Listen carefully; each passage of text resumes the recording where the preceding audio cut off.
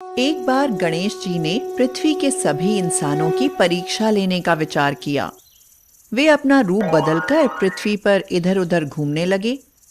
उन्होंने एक बालक का रूप बना लिया। एक हाथ में एक चम्मच में दूध ले लिया और दूसरे हाथ में एक चुटकी चावल के लिए और गली-गली घूमने लगे। साथ ही साथ आवाज लगाते चल रहे थे। कोई मेरे लिए खीर बना दे, कोई मेरे लिए खीर बना दे। लोग उन पर हंस रहे थे। एक आदमी हंसते हुए बोला, अरे एक चुटकी चावल और एक चम्मच दूध से खीर बनाएगा, पागल हो गया है ये बालक। पर गणेश जी ने ये सुना और हल्के से मुस्कुरा दिए और आगे बढ़ गए।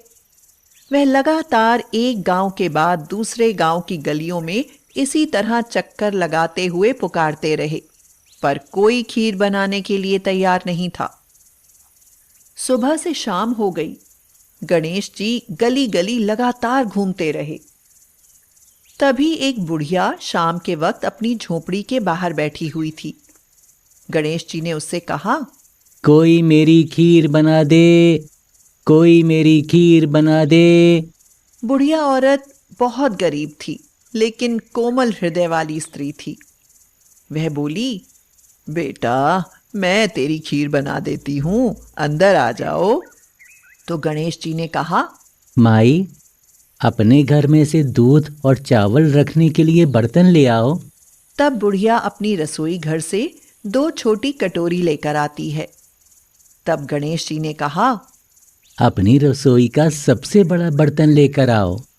बुढ़िया अपनी रसोई में मौजूद सबसे बड़ा बर्तन और कुछ छोटी कटोरियां लेकर आती है। गणेश जी ने चम्मच में से दूध पतीले में उड़ेलना शुरू किया। तब बुढ़िया के आश्चर्य की सीमा न रही जब उसने देखा दूध से पूरा पतीला भर गया है।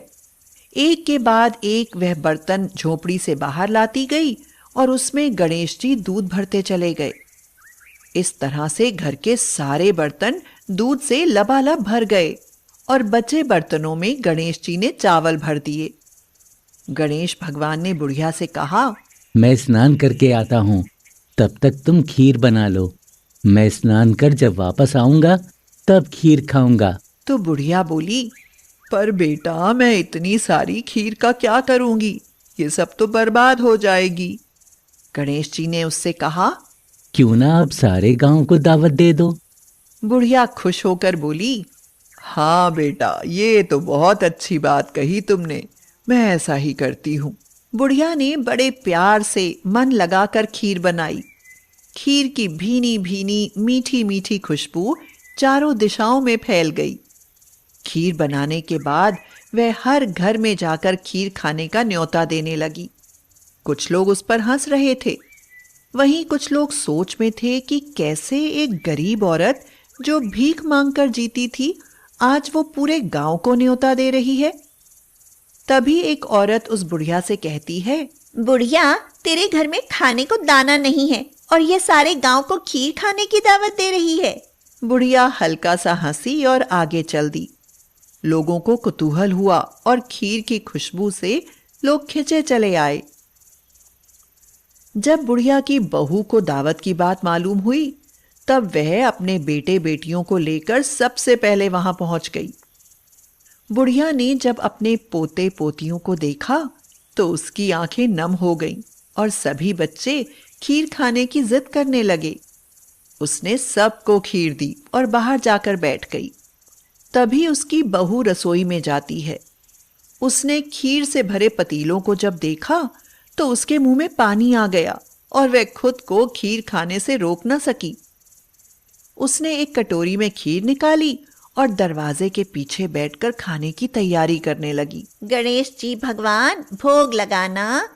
इसी बीच एक छींटा गिर गई और गणपति जी को भोग लग गया और वो प्रसन्न हो गए। बुढ़िया ने देखा बालक वापस आ गया था। बुढ़िया ने उससे कहा, बेटा, खीर तैयार है, भोग लगा लो। माँ, भोग तो लग चुका है, मेरा पेट पूरी तरह से भर गया है, मैं तो तृप्त हो गया हूँ। माई, तेरी बहू ने मेरा नाम लेकर हे गणेश जी भगवान भोग लगना ऐसा कहकर मुझे भोग लगाया। अब तू भी खा ले, अपने परिवार और गांव वालों को भी खिला दे। पर बेटा, यह तो बहुत ज्यादा है। सबका पेट भर जाएगा, उसके बाद भी यह बच जाएगी। उस बची खीर का मैं क्या करूंगी? माँ, उस बची खीर को रात में अपने घर के चारों कोनों में रख देना। इतना कहकर गणेश जी अंतर्ध्यान हो गए।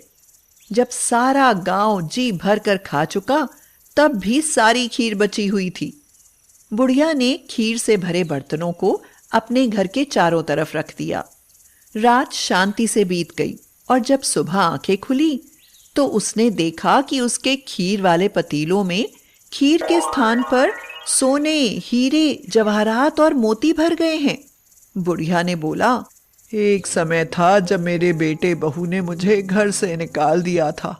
तब मैं भीख मांग कर अपना जीवन गुजार रही थी, पर आज मैं बहुत खुश हूँ। मेरी सारी दरिद्रता दूर हो गई और अब मैं आराम से रहूंगी। मेरे तो सारे कष्ट दूर हो गए। हे गणेश भगवान, जैसे मुझ बूढ़ी को आपने सब कुछ दिया, वैसे ही सभी को दें। सभी कहानी सुनने वालों को दे, उनके परिवार वालों को दे। जय गणेश जी महाराज।